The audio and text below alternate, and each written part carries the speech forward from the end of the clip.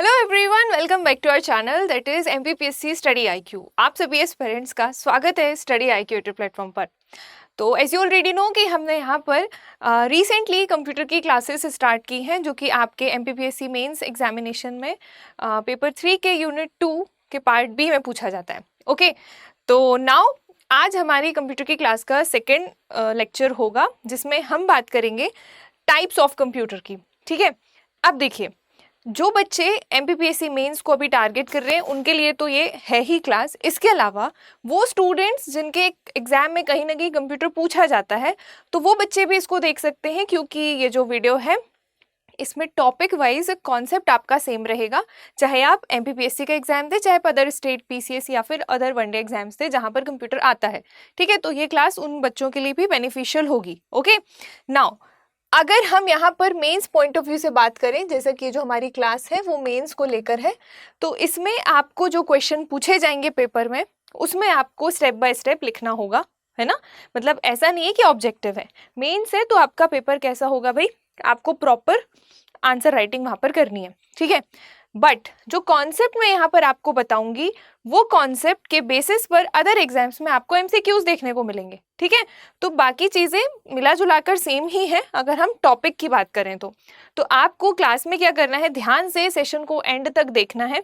कुछ भी आपको इसमें सॉल्व नहीं करना। इससे पहले जब भी मैं क्लासेस लाती हूँ तो उसमें मैं आपको कुछ ना कुछ सॉल्व करवाती रहती हूँ, राइट। बट इन लेक्चर्स में आपको सिर्फ और सिर्फ वीडियो को ध्यान से सुनना है और जो भी क्वेश्चन एक्सपेक्ट किया जा सकता है उस पर हम वहां पर बात करेंगे। ठीक है, hope so audio and video दोनों क्लियर है। तो चलिए हम अपने सेशन की तरफ आगे बढ़ते हैं। एंड आज की हमारी क्लास कौन सी है? तो आज हमारी क्लास नंबर 2 है। ओके, कल मैंने इसकी फर्स्ट क्लास ली थी जिसमें मैंने इंट्रोडक्शन ऑफ कंप्यूटर बताया था, तो वो सारी चीज़ें हम कल कर चुके हैं कि भाई उसके क्या क्या कंप्यूटर क्या है, उसका ब्लॉक डायग्राम क्या है, उसकी वर्किंग प्रोसेसिंग और इसके अलावा एप्लीकेशन, इम्पैक्ट, पॉजिटिव, नेगेटिव, ये सारी चीज़ें हम कल के लेक्चर में कर चुके हैं। नाउ आज की क्लास में हम बात करेंगे कि कंप्यूटर कितने प्रकार का होता है। ओके, देखिए मैं यहाँ पर आपको एक चीज़ क्लियर कर देती हूँ कि टर्मिनोलॉजीज भले ही आपको यहाँ पर इंग्लिश में देखने को मिलेगी, बट मेरा एक्सप्लेनेशन बायलिंगुअल है, तो आई डोंट थिंक कि अगर बच्चा हिंदी मीडियम का है तो उसे दिक्कत हो। बट फिर भी मैंने ट्राई किया है कि हिंदी में भी कुछ कुछ टर्म्स मैं आपको वहीं की वहीं बताते चलूँ। ओके, चलिए सेशन देर नहीं करते, आगे बढ़ते। उससे पहले एक इन्फॉर्मेशन है, अगर आपको आज की क्लास की पीडीएफ चाहिए है तो आप इस चैनल को जाकर ज्वाइन कर लीजिएगा जिसका नाम है सीसेट बाय आयुषी मैम। ठीक है, इस चैनल को आप ज्वाइन कर लीजिए, आपको यहाँ पर आज की क्लास की पीडीएफ मिल जाएगी। इसके अलावा जो भी क्वेश्चन मैं आपको देती हूँ अगर आप उसको लिख कर सेंड करना चाहते हैं तो definitely I will respond there कि कैसे क्या आपने आंसर राइटिंग किया है। ओके, चलो तो बढ़ते हम अपने टॉपिक की तरफ। तो देखिएगा भाई, आपका जब भी पूछा जाता है टाइप्स ऑफ कंप्यूटर के बारे में, ओके, तो कंप्यूटर के प्रकार को बांटने के लिए दो कैटेगरी बेसिकली डिसाइड की गई हैं। First category is classification based on working technology, मतलब उसकी कार्य प्रणाली तकनीकी के आधार पर पहला कंप्यूटर डिवाइड किया गया है जो कि फर्दर 3 प्रकार का है। दूसरी कैटेगरी जो इसकी रखी गई है जिसमें कंप्यूटर के आगे के हम टाइप्स की बात करेंगे, तो वो है कौन सा भाई, वो है आपका classification based on size and work, मतलब आकार और उसके कार्य के आधार पर एक वर्गीकरण, और पहला वर्गीकरण उसकी तकनीकी कार्य प्रणाली के आधार पर। ओके, तो ये हो गया आपका तकनीकी के आधार पर, या फिर आप इसको तकनीकी कार्य प्रणाली बेस कह सकते हैं। ठीक, और इस बेस पर कंप्यूटर कितने प्रकार का होता है? तो कंप्यूटर होता है बेसिकली 3 प्रकार का बेस्ड ऑन वर्किंग टेक्नोलॉजी। तो पहला टाइप आप यहाँ पर देख पा रहे होंगे, ये है आपका एनालॉग कंप्यूटर। क्या होता है, क्या चीज़ें होती हैं इसके अंतर्गत, ये हम आगे बात करेंगे। दूसरा होता है आपका डिजिटल कंप्यूटर और तीसरा होता है आपका हाइब्रिड कंप्यूटर।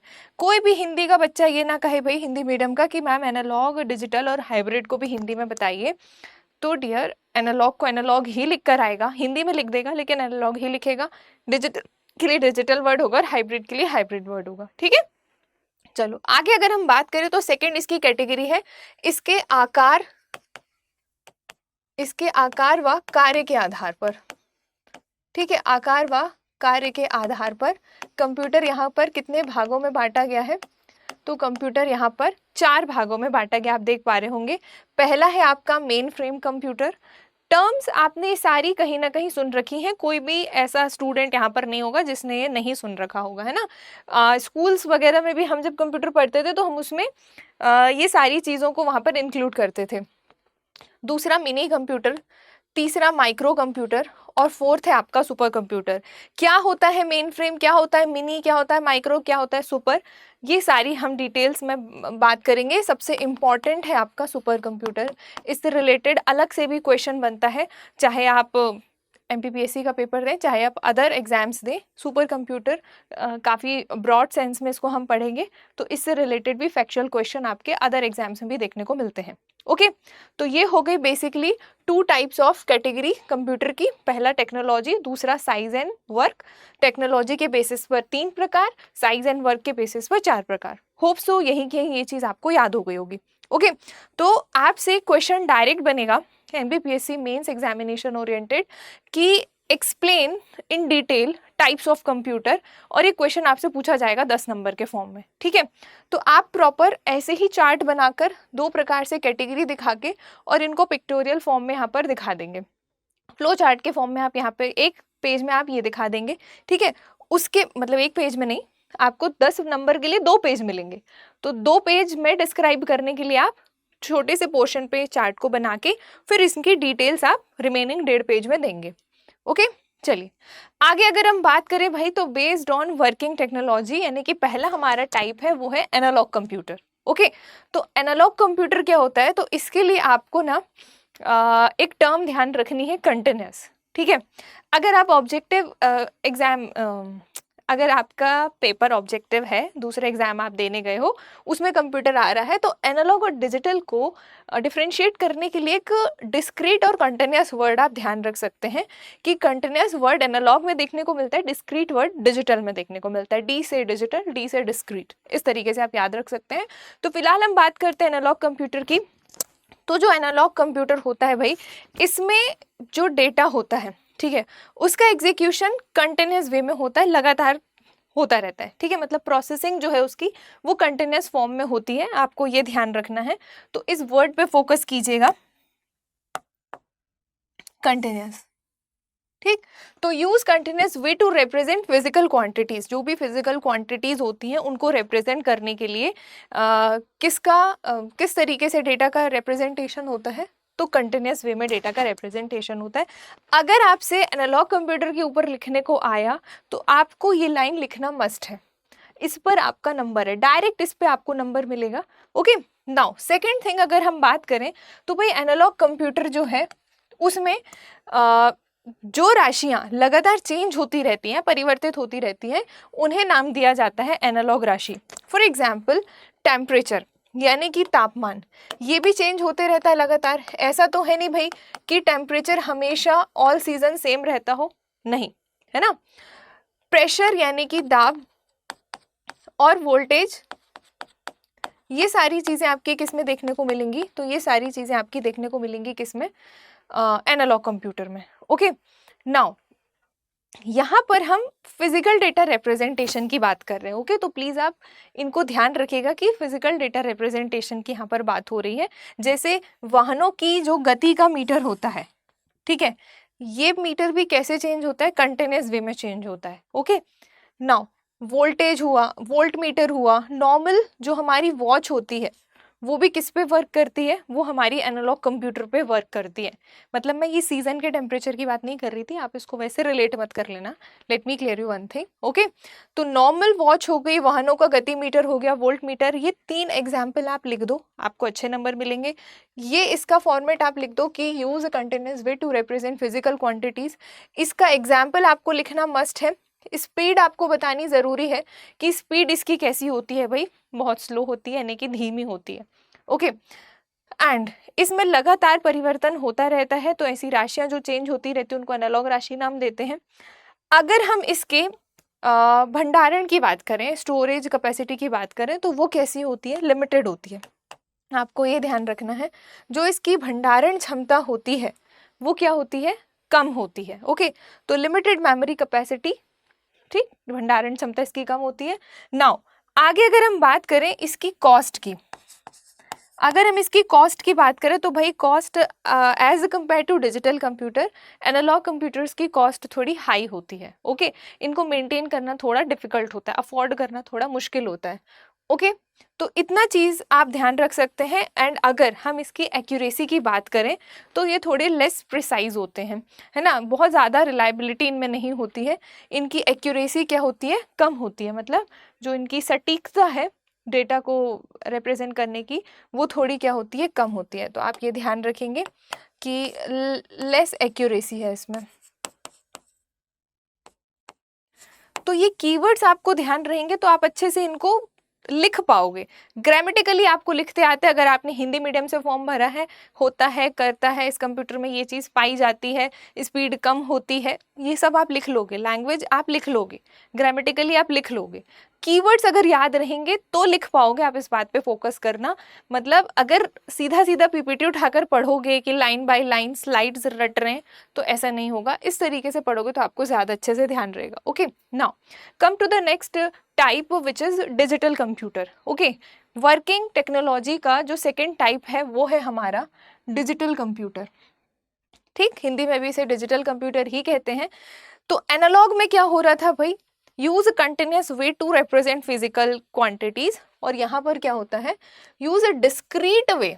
ओके, यहाँ पर बाइनरी फॉर्म में डेटा का रिप्रेजेंटेशन होता है भाई, यस और नो के फॉर्म में, ईदर यस और नो। ठीक, इस तरीके से इलेक्ट्रिक सिग्नल आपने देखे होंगे भाई, ठीक, जैसे स्विच ऑन ऑफ दो चीजों पर वर्क कर रहा है, 2 डिजिट पर वर्क कर रहा है डिजिटल कंप्यूटर।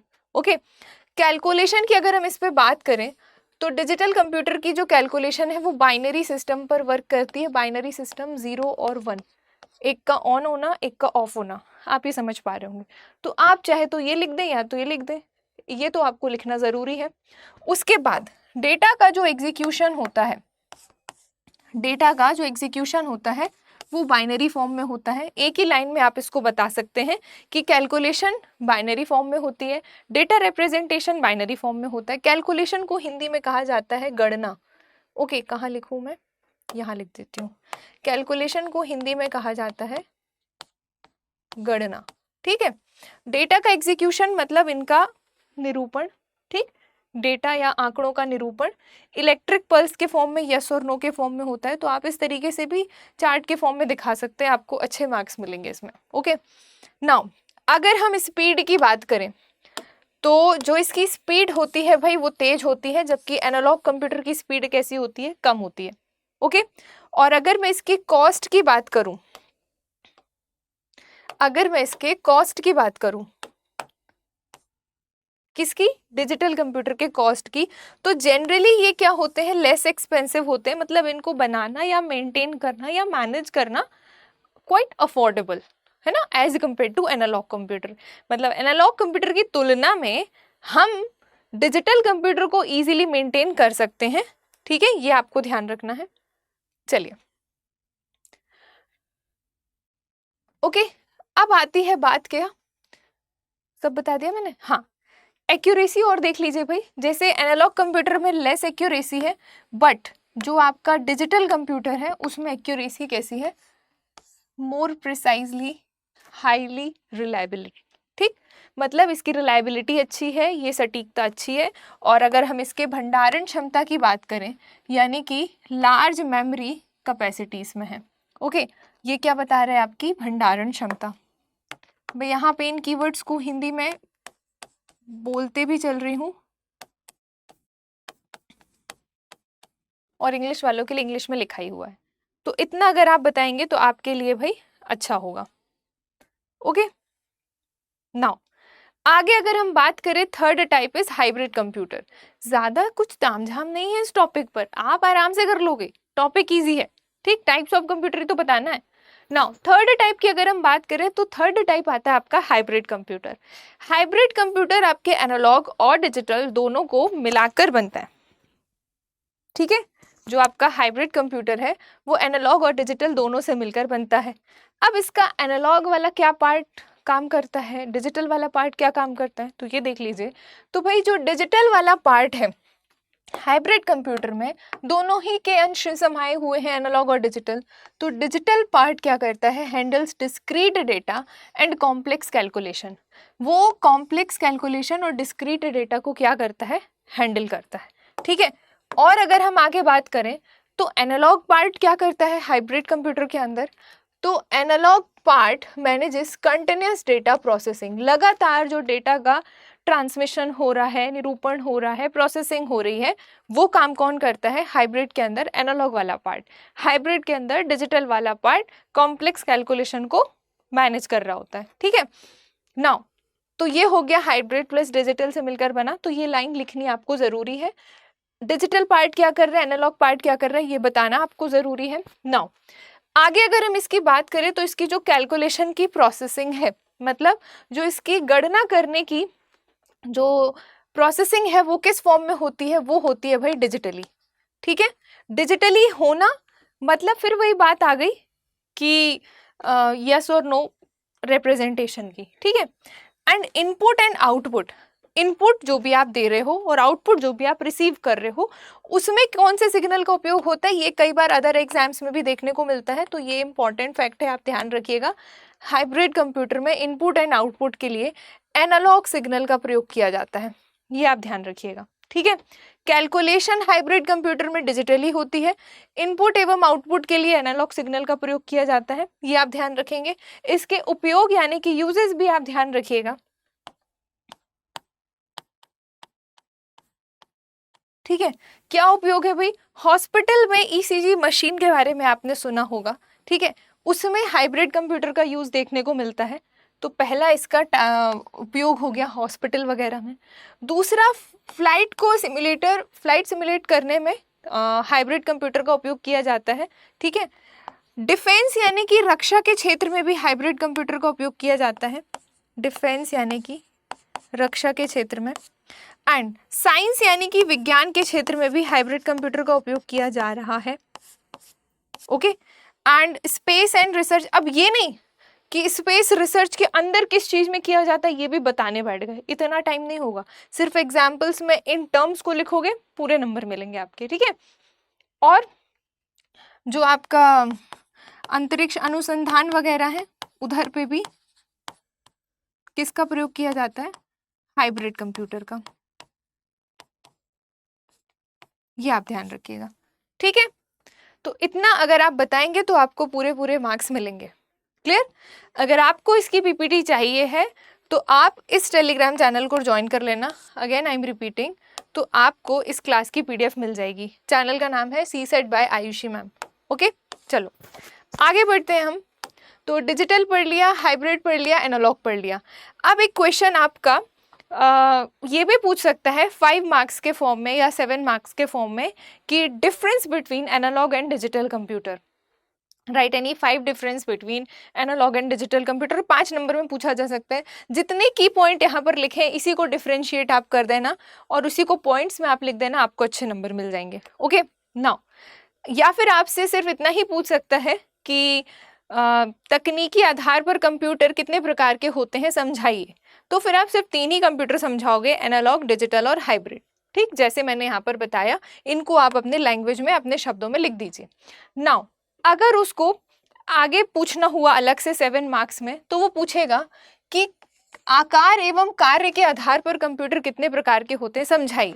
कई बार वो ये मेंशन करेगा कि आकार एवं कार्य के आधार पर कंप्यूटर कितने प्रकार के होते हैं। फैक्चुअली अदर एग्जाम्स में देखने को मिल सकता है 3, 4, 5, 6 ऐसा।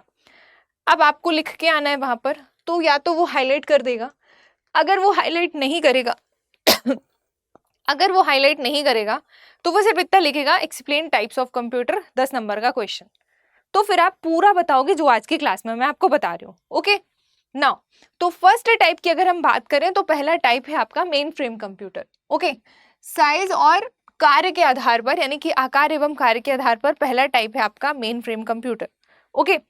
अब ये नहीं कि मेन फ्रेम कंप्यूटर बनाने बैठ गए वहां पर, ये नहीं बनाना है आपको। आपको इसका साइज लिखना बहुत जरूरी है कि ये आकार में बहुत बड़े, भारी, बल्कि होते हैं, ठीक, ये आप लिख देंगे। तो इनका साइज आपको लिखना जरूरी है, ओके। क्या होते हैं भाई, बहुत बड़े आकार में बहुत बड़े। नाउ अगर हम इसके स्टोरेज की बात करें, यानी कि इसके हम भंडारण की बात करें, मैं हिंदी में बोलते चल रही हूँ, जो भी कीवर्ड यहाँ पे लिखा, जहाँ स्पेस है वहाँ लिख दे रही हूँ, जहाँ स्पेस नहीं है वहाँ हिंदी में बोल रही हूँ। तो जो इसका स्टोरेज कैपेसिटी है, यानी कि जो इसकी भंडारण क्षमता है, वो कैसी होती है भाई? मैक्सिमम, यानी कि वो कैसी होती है? अधिकतम होती है। ओके, नाउ आगे अगर हम बात करें इस पर, तो इसकी जो डेटा प्रोसेसिंग की स्पीड है, किसकी? मेन फ्रेम कंप्यूटर की, वो भी कैसी होती है? वो भी अधिकतम होती है, यानी कि वो भी मैक्सिमम होती है। स्पीड यानी कि आप इसको कह सकते हो गति। मेन फ्रेम कंप्यूटर की जो गति होती है वो अधिकतम होती है, और यहाँ पर ये हो गया इसका भंडारण क्षमता। ये क्या होता है? ये भी अधिक होता है। नाउ आगे अगर हम बात करें तो भाई जो आपका मेन फ्रेम कंप्यूटर है वो आपका मल्टी यूजर वर्क सपोर्ट करता है, मतलब एक ही सिस्टम में एक से ज़्यादा लोग काम कर सकते हैं। जनरली आज के जो कंप्यूटर है वो उसमें एक सिस्टम में एक पर्सन बैठ के काम करता है ना, लेकिन यहाँ पर मल्टी यूजर वर्किंग क्या थी? पॉसिबल थी, क्योंकि ये साइज में बहुत बड़े हुआ करते थे, है ना। नाउ आगे अगर हम बात करें तो इसकी टाइम शेयरिंग की, जस्ट बिकॉज इसमें मल्टी यूजर वर्क हो रहा है तो टाइम भी बट रहा है ना। अब एक ही डिवाइस में बैठकर 2 से 4 लोग काम करेंगे तो वो टाइम सभी में बटेगा। ऐसा नहीं है कि आपका पहले होगा या फिर आपका उनका सबका साथ में हो जाए काम, ऐसा नहीं है। ठीक, तो ये प्रॉब्लम थी उस समय की मेन फ्रेम कंप्यूटर की। तो इसमें आप पहला पॉइंट आप इसका आकार ज़रूर बता के आएंगे, दूसरा इंपॉर्टेंट पॉइंट इसकी भंडारण क्षमता, तीसरा इंपॉर्टेंट पॉइंट इसकी गति यानी कि स्पीड, चौथा इंपॉर्टेंट पॉइंट की मल्टी यूज़र वर्क सपोर्ट करता था, पांचवा इंपॉर्टेंट पॉइंट की टाइम शेयरिंग सिस्टम था। ओके, नाउ अगर हम इसके स्टोरेज की बात करें कि भाई इसमें ऐसा कौन सा कितने बिट का डेटा सपोर्ट किया जा सकता था, तो 32 या 64 बिट माइक्रो प्रोसेसर का प्रयोग इसमें क्या था? संभव था। किसमें? मेन फ्रेम कंप्यूटर में। तो अगर आप ये लिख कर आओगे ना तो आपको अच्छे नंबर मिलेंगे वहाँ पर। ओके, क्योंकि आपने इसके अंदर तक का डेटा यहाँ पर बता दिया कि भाई इतने इतने बिट का माइक्रो प्रोसेसर सपोर्ट इसमें था। नाउ और अगर हम बात करें कि जो डेटा प्रोसेसिंग स्पीड फास्टली हो रही है तो भाई वो ऑनलाइन मोड पर भी की जा सकती थी। ठीक है, जो data processing can also done on online mode, ये भी यहाँ पर पॉसिबल था। किसमें? मेन फ्रेम कंप्यूटर में। ओके, नाउ आगे अगर हम बात करें तो इसका उपयोग हमें कहाँ कहाँ देखने को मिलता है, यानी कि इसके यूजेस आपको कहाँ कहाँ देखने को मिलते हैं। तो सबसे पहला आप यहाँ पर लिख के आ सकते हैं, बैंकिंग वगैरह में main frame computer, railways reservation में, रक्षा अनुसंधानों में, स्पेस साइंस में, ये सभी जगहों पर आपका मेन फ्रेम कंप्यूटर देखने को का यूज़ देखने को मिलता था। और जिसमें आप स्पेस साइंस, डिफेंस रिसर्च ये सब लिखेंगे तो आपको थोड़ा अच्छा नंबर मिलेंगे। ठीक है, तो आप इसमें स्पेस साइंस ज़रूर बता कर आएँ, डिफेंस रिसर्च ज़रूर बता कर आएँ। ठीक, 2 एग्जाम्पल भी आप लिखोगे तो पर्याप्त है आपके लिए। नाउ आगे अगर हम बात करें अगले टाइप की, दैट इज़ आपका मिनी कंप्यूटर। ओके, देखिए कौन सा कंप्यूटर कब आया है ये हम बात करेंगे कल के लेक्चर में, जिसमें मैं आपको पढ़ाऊंगी जेनरेशन ऑफ कंप्यूटर। तो कौन सी जेनरेशन में कौन से कंप्यूटर आए, कौन सी चिप का प्रयोग किया जाता था, क्या क्या अपडेशन हुआ, वो हम कल देखेंगे। ठीक है, फिलहाल आप टाइप्स ऑफ कंप्यूटर देख लीजिए क्योंकि इस पर भी डायरेक्ट क्वेश्चन बन सकता है। नाउ सेकेंड टाइप की अगर हम बात करें तो ये है आपके आकार एवं कार्य के आधार पर। दूसरा टाइप है मिनी कंप्यूटर। हिंदी में भी मिनी कंप्यूटर को मिनी कंप्यूटर ही कहा जाएगा। ओके, और कुछ नहीं। नाउ अब सबसे पहले हम इसमें बात करेंगे इसके साइज की, यानी कि इसके आकार की। ओके, तो मिनी कंप्यूटर का जो आकार है भाई वो कैसा है? As the name suggest, mini यानी कि छोटा। ओके, तो किसके कंपैरिजन में? मेन फ्रेम बहुत बल्की हुआ करते थे, तो मेन फ्रेम कंप्यूटर के कंपैरिजन में या तुलना करने में हमें मिनी कंप्यूटर का जो साइज है वो थोड़ा छोटा देखने को मिला। ओके, अगर हम इसके आविष्कार की बात करें कि मिनी कंप्यूटर का आविष्कार कब हुआ था, तो वही मिनी कंप्यूटर का आविष्कार वर्ष 1965 में हुआ था। ओके, तो आप ये ईयर लिख कर आएंगे, इस तरीके से आविष्कार लिख करेंगे, बहुत अच्छा इंप्रेशन पड़ेगा। नाउ किसके द्वारा किया गया था? तो भाई डीईसी के द्वारा किया गया था। DEC stands for digital equipment corporation, ये आप लिख कर आएंगे तो आपको अच्छे पॉइंट्स मिलेंगे भाई वहां पर। Okay, now most important thing, अगर हम इसकी स्पीड की बात करें, किसकी स्पीड की? मिनी कंप्यूटर की स्पीड की बात करें तो वो कैसी थी भाई? वो थी अधिकतम। Again as compare to mainframe computer, क्योंकि पहले कुछ आया, अगली बार कोई नया इन्वेंशन हुआ, ठीक है, अगली बार कोई नया इन्वेंशन हुआ तो फिर क्या होता है, जो अगला मॉडल होता है वो अपडेटेड होता है ना। जैसे मान लो मोबाइल फोन्स हैं, ठीक, साल 2020 में मोबाइल फोन के फीचर अलग थे, फिर 2021 में उसका नया वर्जन आ गया, 22 में नया वर्जन, 23, 24, 25, तो इतने 5 सालों में नए नए वर्जन आने से उनमें अपडेशन मिला, भले ही माइनर मिला लेकिन मिला। तो उसी तरीके से कंप्यूटर सिस्टम में भी रहा कि भाई जो अगला कंप्यूटर बनाता वो उसमें कुछ ना कुछ मॉडिफाई कर देता। ओके, नाउ आगे अगर हम बात करें इसके किस चीज की, स्टोरेज कैपेसिटी की, ये इंपॉर्टेंट है। आपको कुछ भी लिखने को आए, कोई भी कंप्यूटर का टाइप आपको लिखने को आए, आपको उसकी स्पीड, उसकी स्टोरेज कैपेसिटी, ठीक है, उसका इन्वेंशन अगर आप बता सकते हैं, याद है तो उसकी, और यूसेज, ये आपको एटलीस्ट बताकर आने हैं तो आपको नंबर मिलेंगे, और साइज वगैरह कि कैसा क्या था। ठीक, नाउ अगर हम इसके यूजेस की बात करें, यानी कि हम इसके उपयोग की बात करें, तो यात्रियों के आरक्षण में मिनी कंप्यूटर का प्रयोग देखने को मिलता है, ऑफिसेस में, कंपनीज में, ठीक है, वर्क प्रोफाइल में, रिसर्च वगैरह में, यानी कि जो भी रिसर्च सेंटर्स होते हैं वहाँ पर भी मिनी कंप्यूटर का उपयोग देखने को मिलता है। तो इतनी बात अगर आप बताकर आओगे तो अच्छा होगा, एंड प्लस ये भी मल्टी यूजर सिस्टम था। Okay, now more than one micro processor का प्रयोग इसमें क्या था, वही संभव था। अगर आप ये भी लिख सकते हैं तो बहुत अच्छी बात है, मैंने एडिशनली लास्ट में लिख दिया है। नाउ आगे अगर हम बात करें माइक्रो कंप्यूटर की, ठीक है, this is the third type of computer based on size and work. तो ये हो गया आपका तीसरा माइक्रो कंप्यूटर। ओके,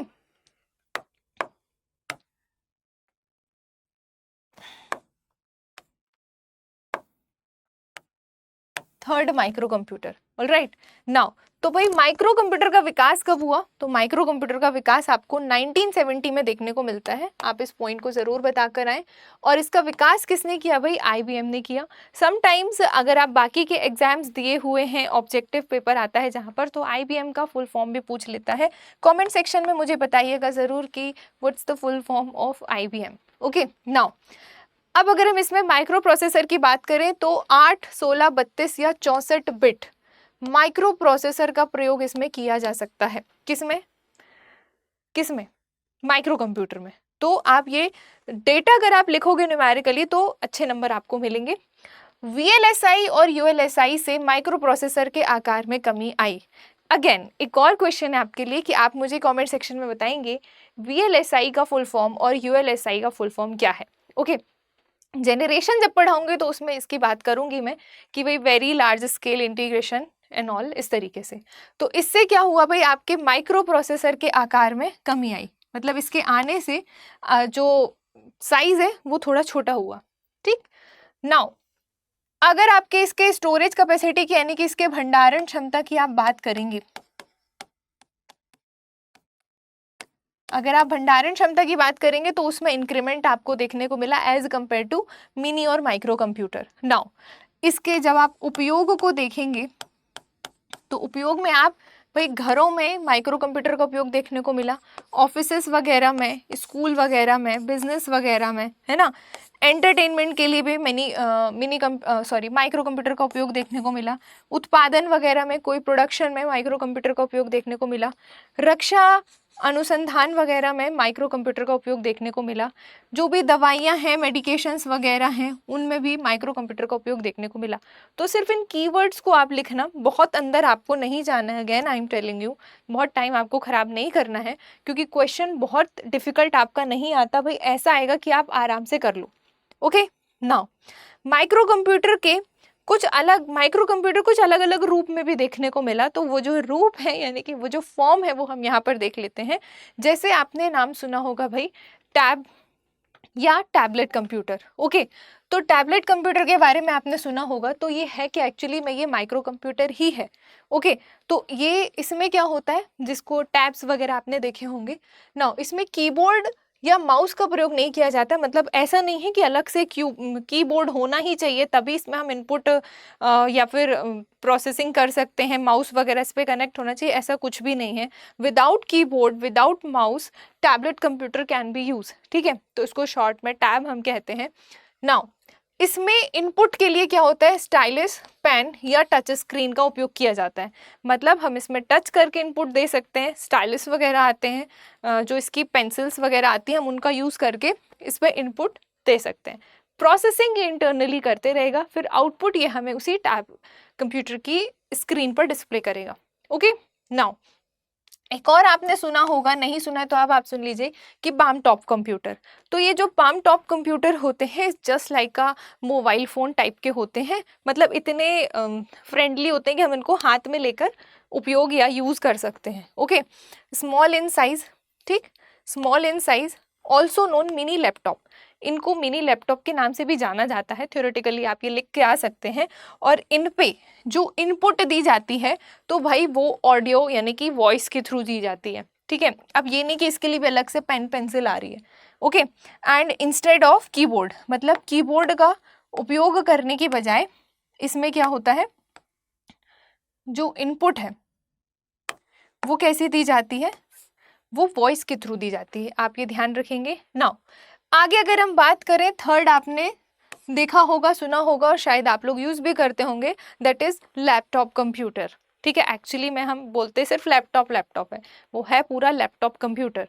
ओके, बहुत ही भाई पोर्टेबिलिटी बहुत इजी है लैपटॉप कंप्यूटर की, चाहे टैबलेट कंप्यूटर की, चाहे पाम टॉप कंप्यूटर की। ओके, तो laptop computer because of its appearance, मतलब इसके आकार के कारण, इसके आकार के कारण इसे किस नाम से भी जाना जाता है, इसे नोटबुक कंप्यूटर के नाम से भी जाना जाता है।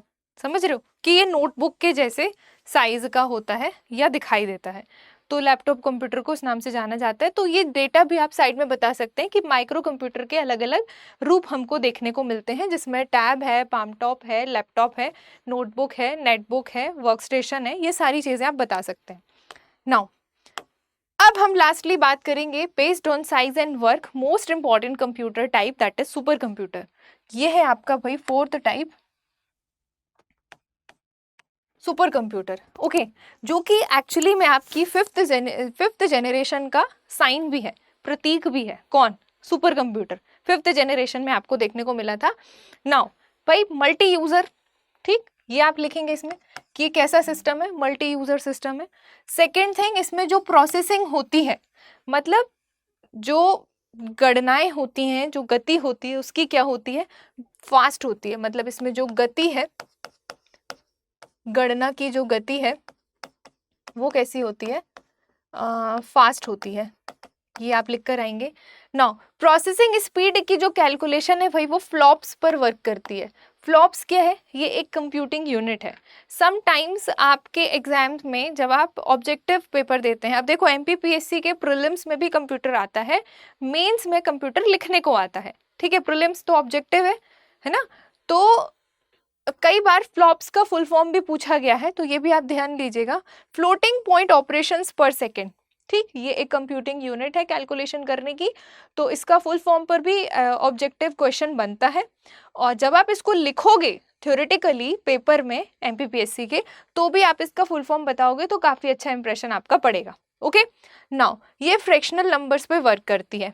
एफ से फ्रैक्शनल, एफ से फ्लॉप, आप ऐसा ध्यान रख सकते हैं, not flop, it's flops. Okay, now अब आप यहाँ पर एक चीज और ध्यान रखिएगा कि जो इसकी स्टोरेज कैपेसिटी होती है, ओके, जो इसकी स्टोरेज कैपेसिटी होती है, यानी कि जो इसकी भंडारण क्षमता होती है, वो कैसी होती है भाई, वो होती है इसकी अधिकतम। ओके, स्टोरेज कैपेसिटी यानी कि इसकी भंडारण क्षमता, ये आप इसमें ध्यान से लिख कर आएंगे। ये तो आपको बताना ही बताना है। आगे अगर हम बात करें कि प्रेजेंटली, मतलब वर्तमान में जो सुपर कंप्यूटर का कैलकुलेशन है उसमें वो पेटाफ्लॉप्स के फॉर्म में होता है। पेटाफ्लॉप्स क्या है भाई, a unit of computing speed. ठीक है, कंप्यूटिंग स्पीड की एक इकाई है जिसकी वैल्यू होती है 10⁻15 फ्लॉप्स। ओके, मिलियंस में होती है ये, तो ये आप ध्यान रखेंगे। तो अगर आप ये नहीं भी बता पाए, ये तो आपको समझाने के लिए लिखा है 10⁻15 फ्लॉप्स वाला, ये नहीं भी लिखोगे तो चल जाएगा, बस जानकारी के लिए देख लो। लेकिन आप ये बता सकते हो कि प्रेजेंटली जो सुपर कंप्यूटर में कैलकुलेशंस है वो पेटा फ्लॉप्स के फॉर्म में हो रही हैं, इतना आप लैंग्वेज में लिख कर आ सकते हो। ओके, नाउ इसके बाद एक बहुत इंपॉर्टेंट नोट है जो कि आपको ध्यान रखना है, दैट इज कि वर्ल्ड्स फर्स्ट सुपर कंप्यूटर का श्रेय किसको जाता है भाई? दुनिया के पहले सुपर कंप्यूटर का श्रेय किसको जाता है? वर्ल्ड्स फर्स्ट सुपर कंप्यूटर का श्रेय जाता है CRC को। ओके, CRC का फुल फॉर्म भी आता है, पेपर में पूछा भी गया है दूसरे एग्जाम्स में। तो CRC stands for cray research company. Okay, अब इस CRC की स्थापना कब हुई ये भी आप लिख कर आइएगा, अगर आपको अलग से लिखने को आया, या फिर ऑब्जेक्टिव अगर आप कोई और एग्जाम दे रहे हैं वहां पे भी पूछ सकता है कि CRC की जो स्थापना हुई भाई वो सेमर क्रे द्वारा की गई। ठीक है, बहुत इंपॉर्टेंट पर्सन है सेमर क्रे, जिसे फादर ऑफ सुपर कंप्यूटर के नाम से जाना जाता है। तो इस पर भी क्वेश्चन आपका ऑब्जेक्टिव फॉर्म में बना हुआ है, आगे भी बनने की प्रोबेबिलिटी है। सेमर क्रे का नाम आप ध्यान रखिएगा जिसने CRC की स्थापना की थी, और इसी को श्रेय जाता है दुनिया के पहले सुपर कंप्यूटर का। दुनिया के पहले सुपर कंप्यूटर का श्रेय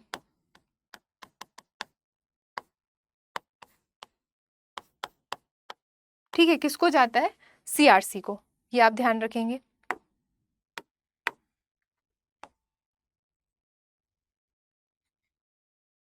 ओके, नाउ अब इन डिटेल अगर हम सुपर कंप्यूटर की बात करें तो भाई भारत में सुपर कंप्यूटर का रोल क्या है, ये बहुत इंपॉर्टेंट है। आप इंडिया में ही रहते हो, आपको पेपर इंडिया में ही देना है ना, और कहीं जाकर तो नहीं देना, तो इसकी जानकारी तो आपको एटलीस्ट होनी चाहिए।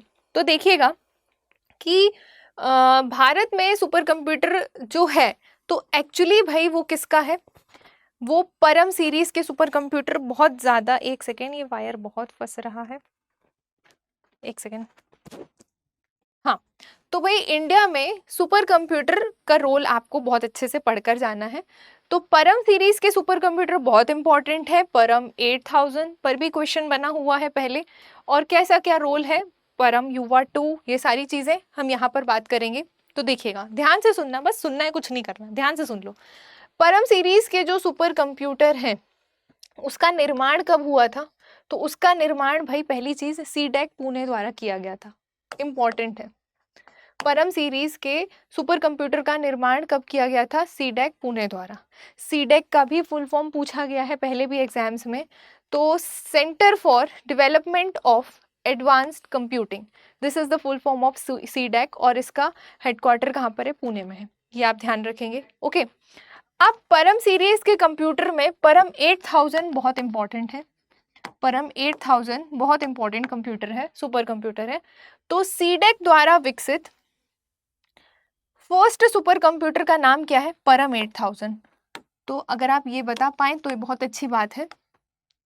अगर आपसे परम सीरीज के सुपर वैसे तो इतना डीप नहीं पूछेगा कि परम सीरीज के सुपर कंप्यूटर्स की जानकारी दीजिए, तो जनरली ऑब्जेक्टिव पेपर में आपका काम आएगा। प्रीलिम्स में जब आप इसको, अगर आप MPPSC का प्री देने वाले हैं तो उसमें भी आपका 10 नंबर का अप्रॉक्स कंप्यूटर देखने को मिलता है, या 5 या 7 नंबर का। ठीक है, तो जो परम 8000 सीरीज है वो सीडेक द्वारा विकसित फर्स्ट सुपर कंप्यूटर है। ठीक है, ये अलग है, ये दुनिया का पहला सुपर कंप्यूटर का श्रेय CRC को जा रहा है, जिसकी स्थापना सेमर क्रे ने की। सेमर क्रे को फादर ऑफ सुपर कंप्यूटर कहते हैं। और सीडेक द्वारा विकसित, ध्यान दीजिएगा, सीडेक द्वारा विकसित पहला सुपर कंप्यूटर परम 8000 है, जिसका निर्माण 1991 में देखने को मिला हमको। और इसका श्रेय किसको जाता है? तो डॉक्टर विजय भास्कर को जाता है। ठीक है, जो कि कौन है भाई? सीडेक के निदेशक हैं। कौन? डॉक्टर विजय भास्कर, ये आप ध्यान रखिएगा। नाउ सीडेक का फुल फॉर्म पुणे में है, निर्माण परम सीरीज के कंप्यूटर का सीडेक ने ही किया था, ये आप ध्यान रखिएगा।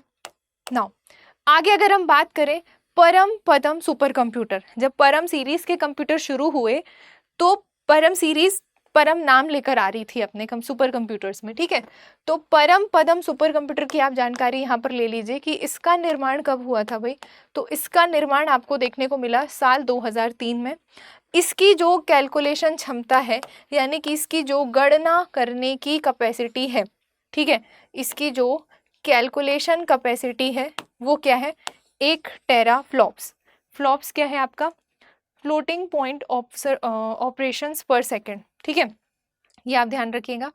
नाउ इसके बाद खत्म हो गया परम पदम सुपर कंप्यूटर। हाँ, तो परम पदम सुपर कंप्यूटर के बारे में 2 चीज आपको ध्यान रखनी कि इसका निर्माण कब हुआ, इसकी गणना क्षमता यानी कि इसकी कैलकुलेशन कैपेसिटी कैसी है।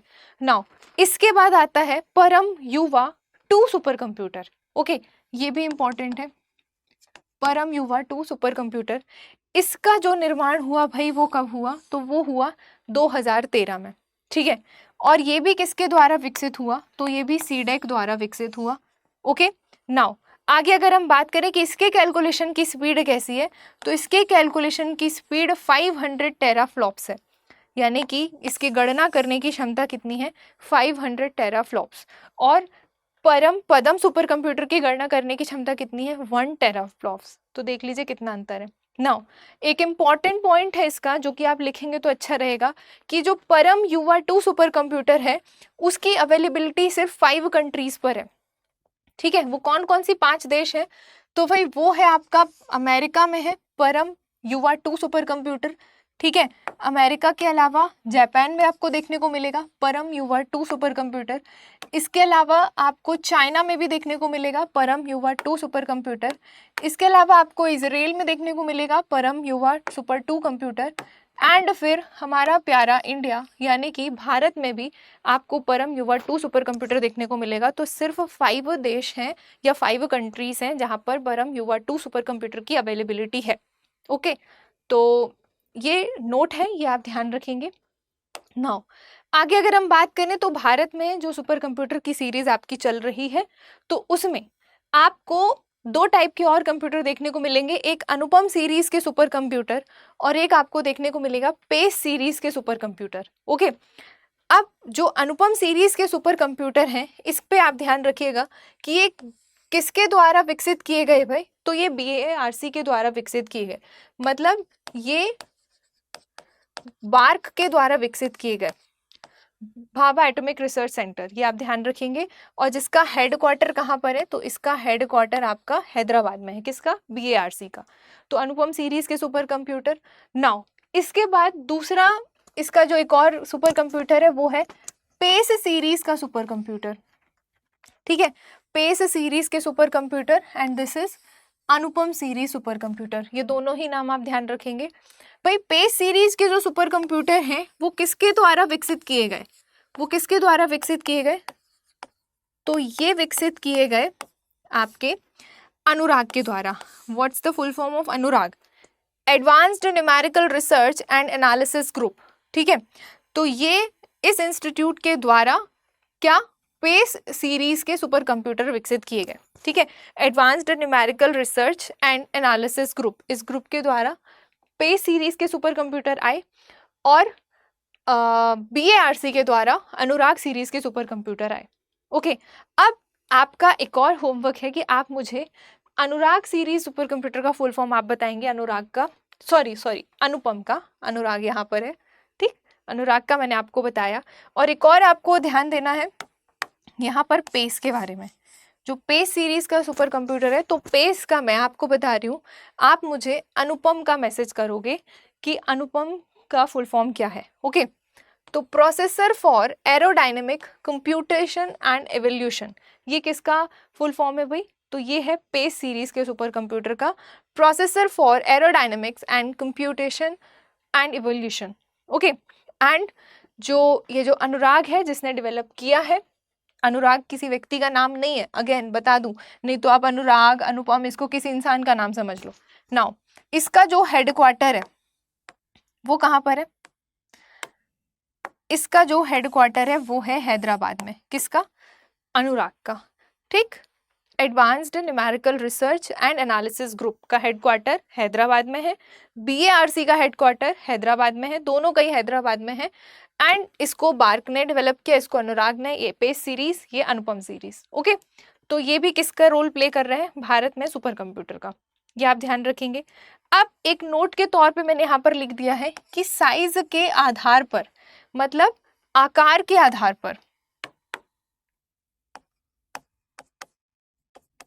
On the basis of size, कौन सा कंप्यूटर बड़ा होता है, कौन सा कंप्यूटर छोटा होता है। तो कई बार अगर आप दूसरा एग्जाम दे रहे हैं तो ऑर्डर अरेंजमेंट में भी ये पूछ लेता है कि सबसे पहले कौन आएगा। तो भाई सबसे बड़ा साइज है आपके मेन फ्रेम कंप्यूटर का, फिर उसके बाद आपका सेकंड साइज है मिनी कंप्यूटर का, एंड मिनी कंप्यूटर का साइज बड़ा है माइक्रो कंप्यूटर से, एंड माइक्रो कंप्यूटर का साइज बड़ा है किससे? सुपर कंप्यूटर से। ओके, तो ये आप ऑर्डर अरेंजमेंट में भी आपके दूसरे एग्जाम्स में क्वेश्चन आपको देखने को मिल सकता है। ओके, नाउ अब इतना हमने यहाँ पर देख लिया इन डिटेल इंडिया में, यानी कि भारत में सुपर कंप्यूटर का क्या रोल है, कहाँ कहाँ पाए जाते हैं, किस किस टाइप के हैं, है ना। पहला सुपर कंप्यूटर का श्रेय किसको गया, फादर ऑफ सुपर कंप्यूटर किसे कहते हैं, एंड सीडेक ने कौन से सुपर कंप्यूटर विकसित किया, ठीक है। इसके अलावा माइक्रो कंप्यूटर के और किस किस तरीके से इनको जाना जाता है, लैपटॉप के फॉर्म में, टैबलेट के फॉर्म में, है ना। माइक्रो कंप्यूटर का यूसेज कहाँ है, माइक्रो कंप्यूटर को कब विकसित किया गया, किसके द्वारा विकसित किया गया, ठीक। मिनी कंप्यूटर का कैसा क्या रोल है, कौन सा कब आविष्कार हुआ, कैसा साइज होता है, कैसी स्पीड होती है। फिर मेन फ्रेम कंप्यूटर का स्टोरेज कैपेसिटी, ठीक, बता देंगे आप, स्पीड बता देंगे। इसके अलावा बेस्ड ऑन वर्किंग टेक्नोलॉजी हमने देख लिया, तीनों टाइप के कंप्यूटर। तो यहाँ पर हो गया आपका टाइप्स ऑफ कंप्यूटर आकर खत्म, ठीक है। तो उम्मीद कर रही हूँ कि आपको ये सारा सेशन बहुत ही सिंप्लीफाइड वे में समझ आया होगा। ओके, नाउ इस क्लास की PDF आपको मिल जाएगी CSET बाय आयुषी मैम टेलीग्राम चैनल पे, एंड डेली आपको ये कंप्यूटर साइंस के वीडियोस मिलेंगे MPPSC के चैनल पे शाम 6 बजे। ओके, नाउ कब से कब तक भाई? तो मंडे टू सैटरडे आपको डेली 6 बजे कंप्यूटर का वीडियो मिल जाएगा। नाउ इसके अलावा सेशन एंड करें, एक और इन्फॉर्मेशन है कि अगर आप में से जो भी बच्चे आने वाले स्टेट PCS को टारगेट कर रहे हैं, तो इन्फॉर्मेशन है भाई कि फाउंडेशन बैच नंबर 2 में हमारे एडमिशन क्लोज होने वाले हैं 31 मई को। ओके, तो if you are preparing for further any state PCS examination, तो आप हमारे साथ फाउंडेशन बैच 2 में एडमिशन ले सकते हैं, क्योंकि इसमें आपको प्रीलिम्स और मेंस दोनों की तैयारी कराई जाएगी, ठीक है। इस बैच का नाम है भाई आरंभ बैच। तो आपको अगर इसके बारे में कोई जानकारी चाहिए है तो भी आप मुझे टेलीग्राम पर कांटेक्ट कर सकते हैं। इसका प्राइस आप देख लीजिए कि सिर्फ और सिर्फ 11,999 में आपको प्रीलिम्स और मेंस दोनों की तैयारी कराई जाएगी। अगर आप ये डिस्काउंट कोड का यूज़ करोगे, डिस्काउंट कोड का नाम है आयुषी लाइव, अगर आप पेमेंट करते वक्त ये कोड लगाओगे तो आपको 11,999 में ये बैच मिल जाएगा। अदरवाइज इसका एक्चुअल प्राइस 18,999 है। तो अगर आपको इस पर नहीं चाहिए है तो आप इस कोड का इस्तेमाल कर सकते हैं। और रिगार्डिंग कोर्स अगर आपको और कोई इन्फॉर्मेशन चाहिए है तो भी आप मुझे टेलीग्राम पर कॉन्टेक्ट कर सकते हैं। ओके, नाउ तो अब आज का सेशन हम यहीं पर एंड करते हैं। होप सो आपको क्लास पसंद आई हो। मिलते हैं अब हम नेक्स्ट वीडियो में एक नए टॉपिक के साथ, जिसमें मैं आपको कवर कराऊंगी जेनरेशन ऑफ कंप्यूटर, ठीक है। तब तक के लिए हमारे साथ बने रहिए। अगर आपने अभी तक चैनल को सब्सक्राइब नहीं किया है तो do subscribe the channel, and जिससे आने वाली क्लासेस की नोटिफिकेशन आपको मिल जाएगी। ओके, चलिए मिलते हैं नेक्स्ट क्लास में। Bye bye, take care, thank you.